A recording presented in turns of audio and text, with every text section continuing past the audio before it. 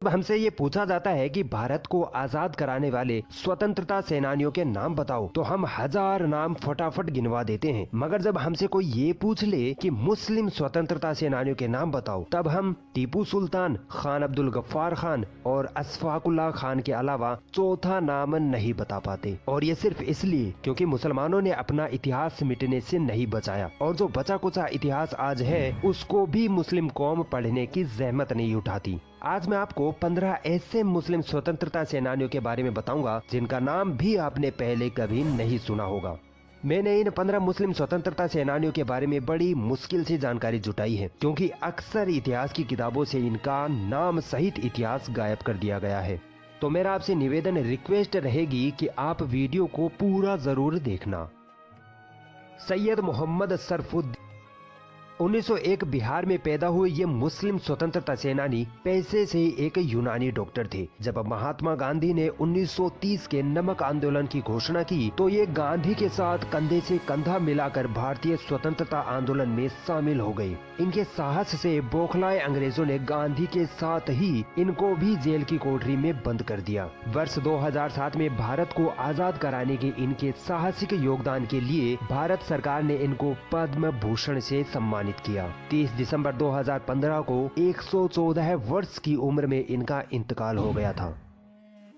पीर अली खान हिंदुस्तान के सबसे कट्टर स्वतंत्रता सेनानियों में से एक थे, जिन्होंने 1857 की क्रांति में अंग्रेजों को दौड़ा दौड़ा कर मारा था। लेकिन हाय अफसोस, उनकी बहादुरी के किस्से इतिहास से मिटा दिए गए। एक बार पीर अली को अंग्रेजों ने बिना वजह गिरफ्तार करके उनके साथ बदसलूकी की। इस घटना ने पीर अली को इतना चिढ़ा दिया कि उन्होंने अंग्रेजों को भारत से भगाने की कसम खा ली, जिसके लिए उन्होंने कई लोगों का एक संगठन बनाया तथा किसी भी तरह से 50 बंदूकों का जुगाड़ कर लिया। मगर वो इस प्लान में नाकामयाब रहे। अंग्रेजों को इस प्लान के बारे में पता चलने पर अंग्रेजों ने पीर अली के कई साथियों को फांसी पर लटका दिया। मगर पीर अली ने फिर से आजादी के झंडे को बुलंद किया और अपने 200 क्रांतिकारियों के साथ गुलजार बाग में अंग्रेजों के मुख्यालय पर हमला कर डाला, जिससे उनके कई साथी तो शहीद हो गए, मगर अंग्रेजों का कमांडर लिलियन मारा गया। पीर अली को अंग्रेजों ने गिरफ्तार करके खूब टॉर्चर किया, मगर पीर अली आजादी के नारे लगाते रहे और लिलियन की हत्या के आरोप में उनको फांसी पर चढ़ाकर शहीद कर दिया गया। दोस्तों, बख्त खान ऐसे क्रांतिकारी थे जिससे अंग्रेज हमेशा खौफ खाते थे। 1797 में यूपी में पैदा हुए बख्त खान ने 1857 की क्रांति में महत्वपूर्ण योगदान दिया था। बख्त खान ईस्ट इंडिया कंपनी में सैन्य कमांडर थे, मगर अंग्रेजों के जुल्म को देखकर आजादी की ऐसी आग उनमें पैदा हुई कि अंग्रेजों को भारत से खदेड़ने का उन्होंने बेड़ा उठा लिया। बहादुर शाह जफर को जब अंग्रेजों ने गिरफ्तार कर लिया, तो बख्त खान ने ही आजादी की बागडोर संभाली, मगर हथियार, गोला बारूद और भोजन की कमी के कारण आजादी का ये आंदोलन कमजोर पड़ गया और अंग्रेजों ने 13 मई 1859 को बख्त खान को शहीद कर डाला। मौलवी अब्दुल्ला शाह इतने बड़े क्रांतिकारी थे जिनको खुद अंग्रेज अपना सबसे बड़ा दुश्मन मानते थे। अंग्रेजों ने बिना वजह इनकी सारी संपत्ति जब्त कर ली, जिससे मौलवी अब्दुल्ला के सीने में अंग्रेजों के खिलाफ नफरत भर गई और इन्होंने अपनी मातृभूमि से विदेशी आक्रमणकारियों को भगाने का निर्णय लिया।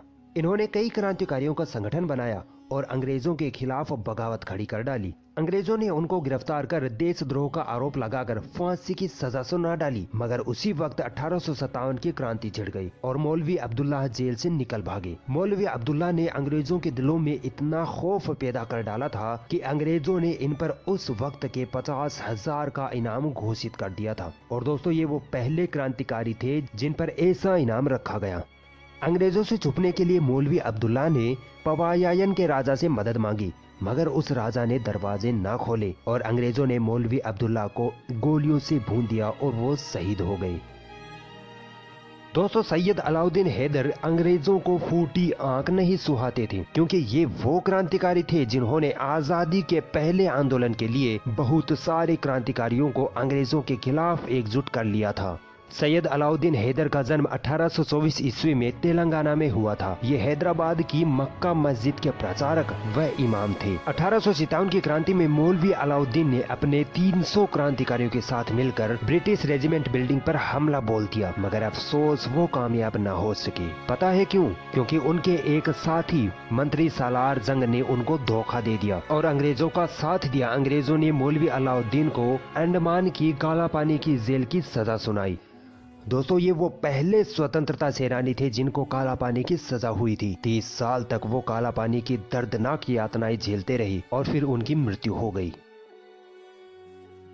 दोस्तों, मौलवी अलाउद्दीन के साथ ही एक और मुस्लिम स्वतंत्रता सेनानी तुर्रेबाज खान ने भी अंग्रेजों के खिलाफ विद्रोह छेड़ रखा था। इनको भी मौलवी अलाउद्दीन के साथ काला पानी जेल भेज दिया गया था। इन्होंने वहां से भागने की कोशिश की, मगर अंग्रेजी पुलिस ने इनको गोली मार दी। दोस्तों, अंग्रेजों के दिल का खौफ और जुल्म देखिए। जब तुर्रेबाज खान गोली से मर गए, फिर भी उनकी लाश को हैदराबाद लाकर सबके सामने फांसी दी गई। भारत सरकार ने तुर्रेबाज खान के देश के लिए बलिदान का सम्मान करते हुए उनके नाम पर एक सड़क का नाम तुर्रेबाज खान रोड रखा, जो हैदराबाद के कोटी में यूनिवर्सिटी कॉलेज फॉर वुमेन के पास स्थित है। दोस्तों, अंग्रेजों का कहना था कि महमूद अल हसन हमारी हुकूमत के लिए खतरा है, क्योंकि महमूद अल हसन ने अपनी आखिरी सांस तक अंग्रेजों के साथ जंग जारी रखी थी। इनके साहस और हिम्मत की कोई मिसाल ना थी। 1851 में भारत के बरेली में इनका जन्म हुआ था और ये नए नए खुले दारुल उलूम देवबंद में दाखिला लेने वाले सबसे पहले तालिबे इल्म थे। इनका मानना था कि बिना युद्ध के अंग्रेजों को इस देश से भगाना मुश्किल है। अंग्रेजों ने महमूद हसन के विद्रोह से घबराकर उनको 1916 में गिरफ्तार कर लिया। 3 साल तक उनको जेल में यातनाएं दी गई। फिर जब वो जेल से बाहर आए तो उन्होंने एक फतवा जारी किया, जिसमें लिखा था कि अंग्रेज औपनिवेशिक अधिकारियों के साथ सभी सहयोग हराम है और सभी भारतीय मुसलमानों का फर्ज बनता है कि वो भारत की आजादी के आंदोलन में भाग लें। केंद्रीय खिलाफत समिति द्वारा महमूद अल हसन को शेखुल हिंद की उपाधि दी गई और 1920 में उनका निधन हो गया। दोस्तों, हथियारों की जंग से बड़ी जंग होती है कलम की जंग। मौलाना मजहरुल हक वो क्रांतिकारी थे जिन्होंने अपने कलम से ही अंग्रेजों के छक्के छुड़ा दिए थे। मौलाना मजहरुल हक 1886 को पटना बिहार में पैदा हुए। इन्होंने इंग्लैंड से कानून की पढ़ाई की और जब भारत लौटे तो इनको जल्द ही समझ में आ गया था कि ये अंग्रेजी हुकूमत भारत के लिए खतरा है। इसलिए इन्होंने असहयोग आंदोलन, खिलाफत आंदोलन तथा चंपारण सत्याग्रह में बढ़ चढ़ कर अपना योगदान दिया। मौलाना मजहरुल हक की आवाज दबाने के लिए अंग्रेजों ने इनको 3 माह के कारावास की सजा सुनाई, मगर मौलाना मजहरुल हक टस से मस न हुए। इन्होंने द मदरलैंड यानी मातृभूमि नाम से पत्रिका निकाली, जिसमें वो अंग्रेजों के खिलाफ बगावत पर लिखते तथा भारतवासियों को अंग्रेजों के खिलाफ एकजुट होने का संदेश देते। बार बार अंग्रेज इनको जेल भेजकर यातनाएं देते, मगर मौलाना मजहरुल हक देश के लिए सीना तान कर अंग्रेजों के खिलाफ लड़ते रहे। मौलाना मजहरुल हक के बलिदान के सम्मान में पटना में इनके नाम से 2 यूनिवर्सिटी भी बनाई गई है। मगफूर अहमद एजाजी का जन्म 1900 में बिहार में हुआ था। अंग्रेजों ने इनको अपनी स्कूल नॉर्थ ब्रुक से सिर्फ इसलिए निकाल दिया क्योंकि मगफूर अहमद भारत की आजादी के आंदोलनों में शामिल होने लगे थे। अंग्रेजों ने कई बार मगफूर अहमद को बिना किसी आरोप के जेल में सजा दी, यातनाएं दी, ताकि वो अंग्रेजों से बगावत न कर पाए। लेकिन मगफूर अहमद ने अपने देश के लिए जान दांव पर लगा रखी थी। अंग्रेजों से भारत को आजाद कराने में इन्होंने पहले 1923 में अपनी पत्नी को खोया, फिर 1942 में अपने बेटे को भी खो दिया। मगफूर अहमद अंग्रेजों से तब तक लड़ते रहे जब तक भारत को आजादी नहीं मिल गई। 1966 में इनके आवास स्थान मुजफ्फरपुर में इनका निधन हो गया। आसफ अली का जन्म 1888 में हुआ था। दोस्तों, ये वो मुस्लिम वकील थे जो भारत के स्वतंत्रता सेनानियों को अंग्रेजों के चंगुल से छुड़ाने के लिए उनके पक्ष में केस लड़ा करते थे। जब बटुकेश्वर दत्त और भगत सिंह ने केंद्रीय विधानसभा में अंग्रेजों पर बम फेंक दिया था, तब यही वो आसफ अली स्वतंत्रता सेनानी थे जिन्होंने शहीद भगत सिंह का केस लड़ा था। भारत छोड़ो आंदोलन में इनके योगदान से खौफजदा अंग्रेजों ने इनको जवाहरलाल नेहरू के साथ अहमदनगर किले की जेल में बंद करके यातनाएं दी थी। भारत की आजादी में इनके बलिदान को सम्मानित करने के लिए 1989 में इनके नाम पर डाक टिकट भी जारी किया गया था। 1888 को जन्मे सैफुद्दीन कोई छोटे मोटे क्रांतिकारी न थे। महात्मा गांधी के साथ मिलकर इन्होंने असहयोग आंदोलन को आगे बढ़ाया था। जलियांवाला बाग नरसंहार में इनको सबसे ज्यादा याद किया जाता है, जहां अंग्रेजों ने निहत्थे मासूम भारतीयों का नरसंहार किया था। डॉक्टर सैफुद्दीन अंग्रेजों के साथ इतना लड़े कि इनको 14 साल तक जेल में बंद रखा गया। इन्होंने भारत पाकिस्तान के विभाजन का भी कड़ा विरोध किया था।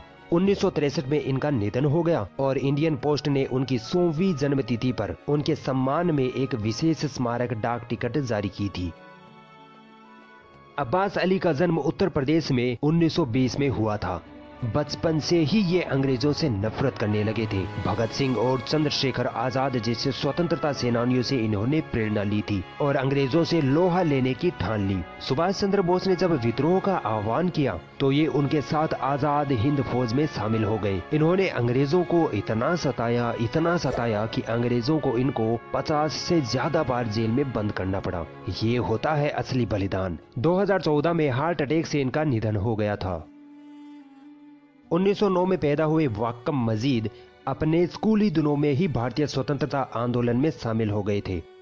उन्होंने हर तरीके से अंग्रेजों को भारत से भगाने की कोशिशें की। 1942 में इन्होंने भारत छोड़ो आंदोलन में भाग लिया तथा अंग्रेजों के खिलाफ विद्रोह खड़ा कर दिया। अंग्रेजी हुकूमत ने इनको गिरफ्तार कर लिया तथा कई महीनों तक इनको दर्दनाक यातनाएं दी। भारत की आजादी में इनके योगदान का सम्मान करते हुए 1972 में भारतीय सरकार ने इनको ताम्रपत्र से सम्मानित भी किया था। 10 जुलाई 2000 को वाक्कम मजीद का इंतकाल हो गया। 1898 को केरल में पैदा हुए अब्दुल रहमान ने अपनी पढ़ाई बीच में ही सिर्फ इसलिए छोड़ दी क्योंकि उनको अंग्रेजों से अपने देश हिंदुस्तान को आजाद करवाना था।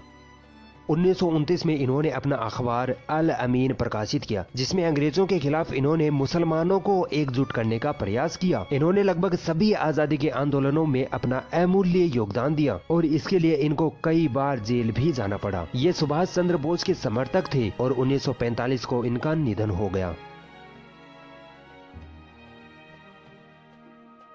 दोस्तों, इतिहासकारों का कहना है कि अंग्रेजी हुकूमत ने मौलवी मोहम्मद बाकिर को तोप के आगे बांधकर उड़ा दिया था। 1780 में इनका जन्म हुआ और 1857 की क्रांति के ये ऐसे क्रांतिकारी थे जिन्होंने 77 साल की उम्र में भी अंग्रेजों को धूल चटा दी थी। ये अपने अखबार अकबर उस जफर, जो कि बहादुर शाह जफर के नाम पर था, के जरिए भारतीय क्रांतिकारियों के समर्थन में लेख लिखते, जिससे अंग्रेजों को खूब मिर्ची लग जाती थी। अंग्रेजों को डर लगने लगा कि मौलवी बाकिर के अखबार के कारण कहीं भारत के लोग हमारे खिलाफ एकजुट होकर विद्रोह न कर दें। इसलिए 14 सितंबर 1857 को अंग्रेजों ने इनको गिरफ्तार कर तोप से उड़ाकर शहीद कर दिया। ये है मुसलमानों का बलिदान। अगर ये वीडियो आपको पसंद आई तो इस वीडियो को लाइक जरूर करें और भी ऐसी इंटरेस्टिंग वीडियोस देखने के लिए हमारा चैनल सब्सक्राइब जरूर करें और इस घंटे को भी दबाएं ताकि जब भी हम कोई नई वीडियो डालें तो उसका नोटिफिकेशन आप तक सबसे पहले पहुंच जाए।